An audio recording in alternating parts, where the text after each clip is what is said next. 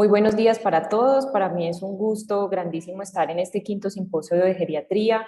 Jaime Márquez Arango, para mí es un sentimiento de gratitud inmenso hacia la Universidad de Caldas y la especialización de geriatría de la universidad. Entonces, vamos a dar inicio a esta conferencia. Vamos a hablar de la falla cardíaca en el adulto mayor. Este es el contenido de la charla. Vamos a hablar de un contexto general de la falla cardíaca en la población mayor, el envejecimiento cardiovascular y la asociación con falla cardíaca, factores relacionados con el diagnóstico y tratamiento, grandes síndromes geriátricos y falla cardíaca y el modelo de comanejo entre cardiología y geriatría. Entonces, para hablar de falla cardíaca tenemos que contextualizarnos en que debido a ese crecimiento poblacional de los mayores de 65 años, pues obviamente van a aumentar las enfermedades relacionadas con el envejecimiento y esto no es ajeno a la falla cardíaca. Se dice que en Europa aproximadamente 3 por 1000 personas año tienen falla cardíaca y en los mayores de 65 años hasta 5 personas año. La prevalencia se habla de un 2% en población adulta y se estima una prevalencia hasta un 10% en mayores de 75 años.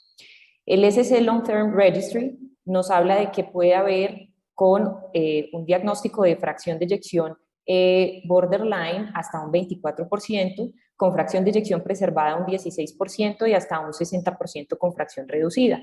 Aquí vemos como en la medida en que avanza la edad hay una mayor prevalencia y también incidencia de falla cardíaca. Estos son datos del Reino Unido, pero ustedes pueden ver que a partir de los 60 años hay un aumento significativo de esta patología.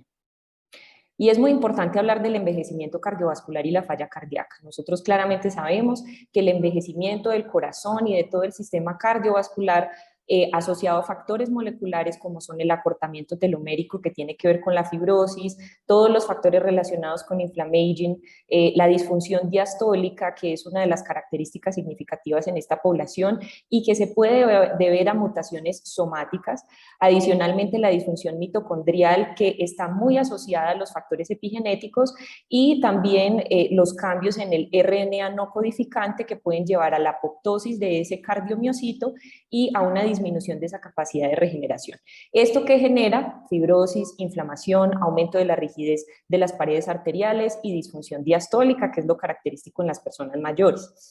Aquí vemos esos cambios fisiopatológicos que pueden ocurrir con el envejecimiento en el sistema cardíaco, afectando el ventrículo izquierdo, por ejemplo, en relación a la disfunción diastólica, no afecta la función sistólica. En el ventrículo derecho también puede ocurrir el mismo cambio, puede haber disfunción diastólica.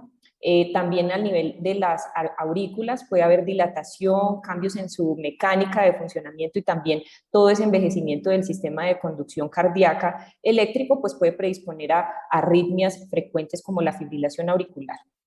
Entre otros cambios de resaltar aquí en la diapositiva, cambios en las arterias coronarias, la respuesta cronotrópica por disminución de la sensibilidad de los receptores beta-adrenérgicos, entre otros.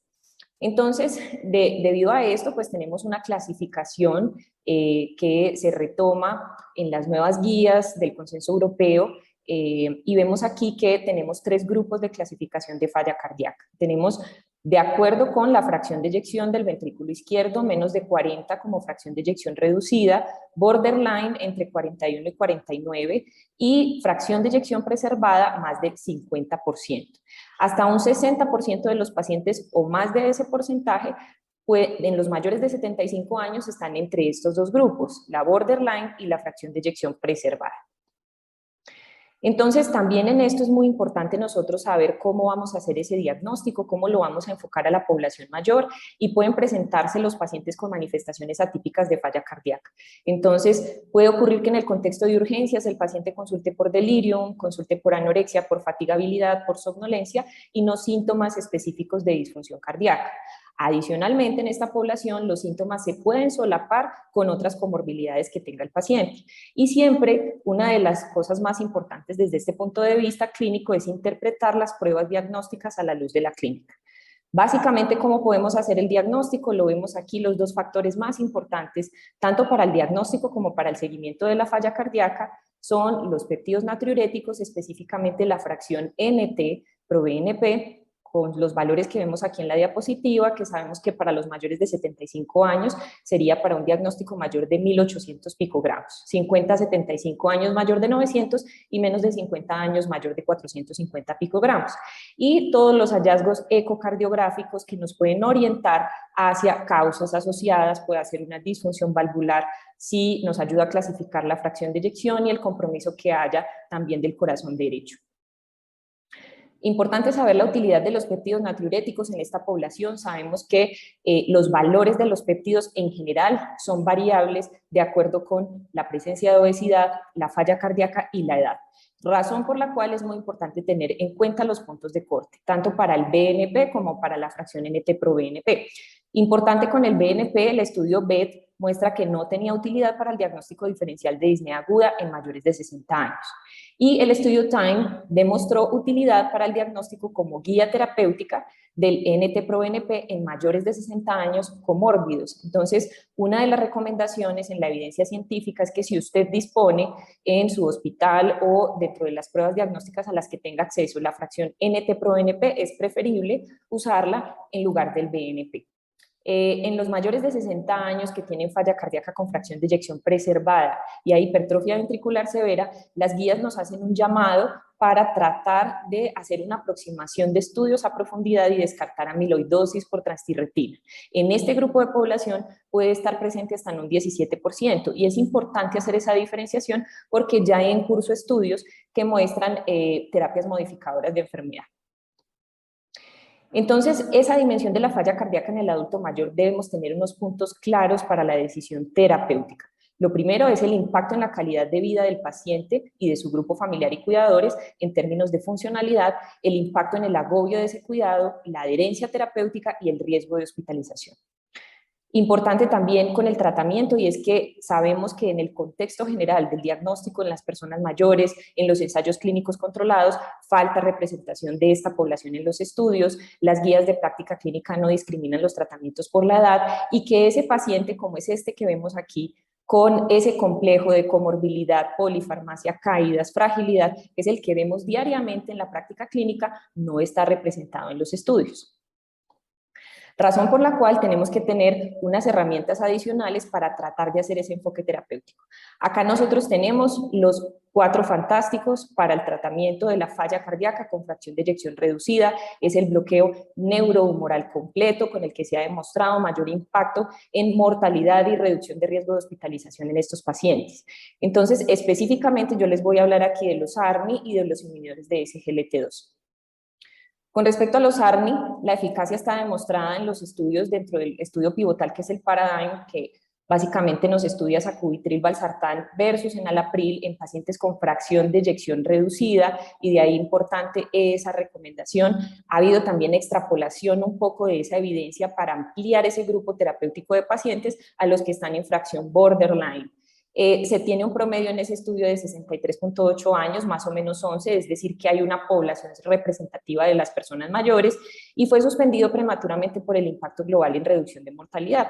Un subanálisis del Paradigm nos muestra que en mayores de 75 años hubo mayor riesgo de hipotensión, pero ellos no lo reportan como un impacto significativo. En la parte derecha de la diapositiva vemos ese desenlace combinado primario, en donde está mortalidad asociada a riesgo de hospitalización, con una diferencia estadísticamente significativa con el grupo que fue llevado a enalapril.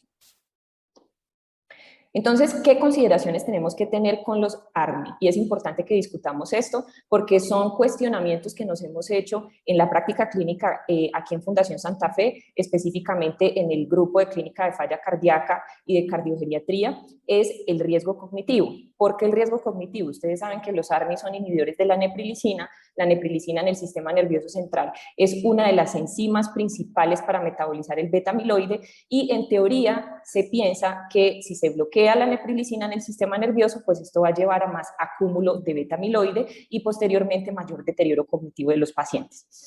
No existe en este momento una evidencia clara de que haya ese desenlace clínico en los pacientes. Aquí en el pie de la diapositiva les cito este estudio publicado en el 2017 en donde se hace ese análisis, pero finalmente lo que argumentan es que el sacubitril tiene un porcentaje muy bajo de permeabilidad en la barrera hematoencefálica y que finalmente estos pacientes como los que son característicos para el uso de sacubitril es el grupo de fracción de eyección reducida, tienen una sobrevida corta y que finalmente no van a alcanzar el tiempo para generar un deterioro cognitivo. Es un cuestionamiento que ahora no tenemos una respuesta clara y ya los años nos dirán sobre, digamos que esta asociación. La titulación es muy importante. ¿Por qué la titulación? Y se las pongo acá porque si bien ese subanálisis del paradigm nos muestra que hay hipotensión, pero no es significativa, no es lo que vemos en el contexto clínico. En el contexto clínico lo que estamos viendo es que los pacientes hacen hipotensión sintomática, hacen ortostatismo y hacen caídas asociadas a la hipotensión. Entonces, ha sido difícil desde esa perspectiva poder alcanzar unos niveles máximos, que son los 200 miligramos recomendados de la molécula original de sacubitril, para lograr los desenlaces primarios que ellos muestran en los estudios. Adicionalmente, la enfermedad renal crónica, que de acuerdo con el estudio pivotal, no se recomienda usar con una tasa de filtración por debajo de 30. Entonces, ¿cuáles son las recomendaciones puntuales? Esto es recomendación de expertos. Evitar la titulación si la tensión sistólica es menor de 110 milímetros de mercurio o se presenta ortostatismo. Evitar la hipovolemia por exceso de terapia diurética para evitar hipotensión inducida. Valorar la función cognitiva desde el inicio y hacer un seguimiento, y no se recomienda su uso cuando hay tasa de filtración por debajo de 30. Con los inhibidores de SGLT2 tenemos la dapaglifosina y empaglifosina. Dapa Heart Failure nos ha demostrado que independientemente del control glicémico hay un impacto significativo en esos pacientes con fracción de eyección reducida en ese desenlace compuesto de mortalidad y hospitalizaciones, como lo vemos en la parte derecha de la diapositiva. ¿Cuáles son las precauciones que debemos tener específicamente en la población mayor, que lo hemos observado en la práctica médica, y es el riesgo de hiponatremia? Si usted tiene un paciente que de entrada tiene hiponatremia con un sodio por debajo de 130, idealmente trate de diferir el inicio del inhibidor de SGLT2 hasta que corrija un poco esa hiponatremia, los lleve a unos rangos más seguros, porque sí pueden presentar manifestaciones y llevar a hospitalizaciones por consecuencias asociadas a la hiponatremia. La hipovolemia, que también es un riesgo, las infecciones genitales e infecciones urinarias, que siempre hay que estar preguntándole a los pacientes sobre estos efectos adversos. Entonces, dentro de ese enfoque multidimensional de la falla cardíaca y articulándolo a nuestra evaluación geriátrica multidimensional, pues tenemos que entender cómo se articula esta enfermedad con las demás esferas que se evalúan en el paciente mayor. Y aquí tenemos, por ejemplo, la fragilidad. Entonces sabemos que la fragilidad comparte vías fisiopatológicas parecidas a la falla cardíaca. Entonces nosotros tenemos que todo esto que ustedes ven en la parte izquierda de la tabla, cambios del envejecimiento, cambios medioambientales, factores epigenéticos, comorbilidad, llevan a que pueda haber un fenómeno de fragilidad física, y esto llevará a desenlaces adversos como son síndromes geriátricos, discapacidad, mortalidad, entre otros. Y aquí lo vemos. Entonces vemos que la presencia de falla cardíaca puede llevar a un modelo acelerado de envejecimiento en ese performance del paciente. Esa línea divisoria entre la fragilidad y la discapacidad en un paciente con falla cardíaca puede ser una pendiente mayor en este grupo de población. Y por eso es que nos recomiendan que las personas mayores que tienen falla cardíaca sean evaluados para ver si hay fragilidad. Entonces, lo que se discute mucho es que todas las mediciones que implican el fenotipo de fragilidad pueden solaparse con los síntomas de la falla cardíaca.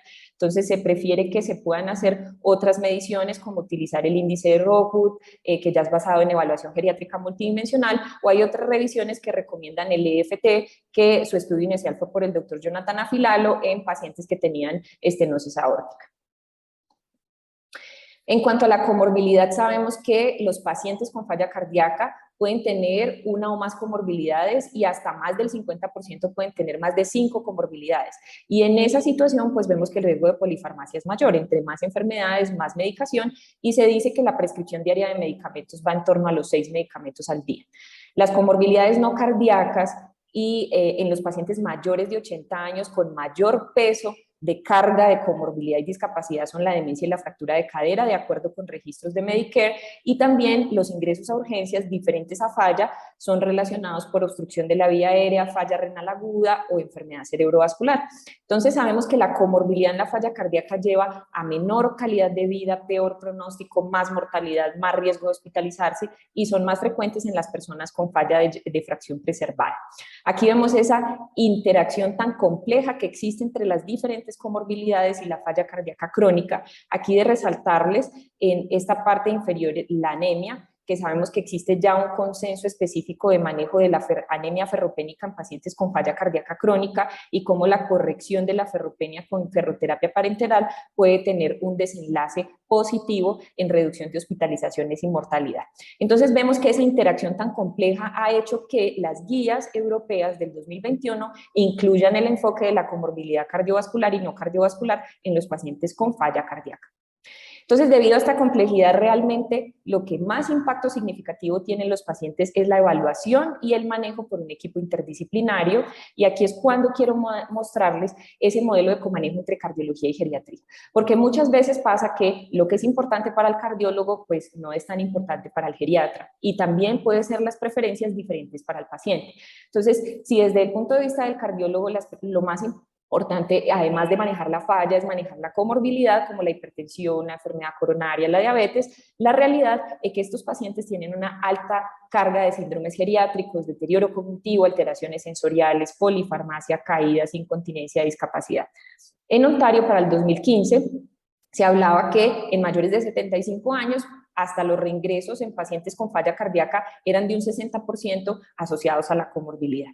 Entonces, en este equipo, entre cardiología y geriatría, necesitamos establecer prioridades, como se los mencionaba previamente, inicialmente el impacto en la calidad de vida relacionado con la independencia funcional y, de forma secundaria, los desenlaces relacionados con mortalidad. La evidencia debe ajustarse a estos objetivos. Entonces aquí vemos esa interacción entre lo que evaluamos desde la parte geriátrica, lo que se evalúa en clínicas de falla cardíaca en los pacientes y ese cuidado cardiogeriátrico.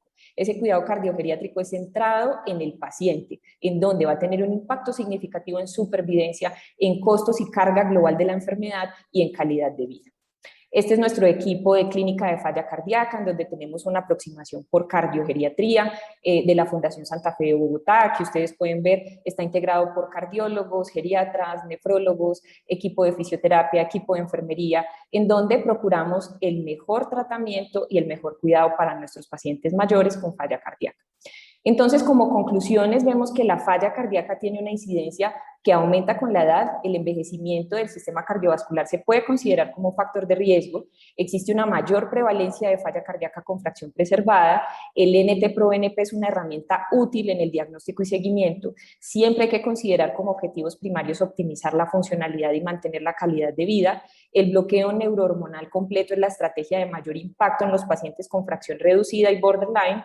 Los ARNI y los inhibidores de la SGLT2 tienen una evidencia en población mayor de 65 años y siempre debemos estar atentos a ese potencial de efectos adversos y existe amplia evidencia de los modelos de comanejo con cardiogeriatría.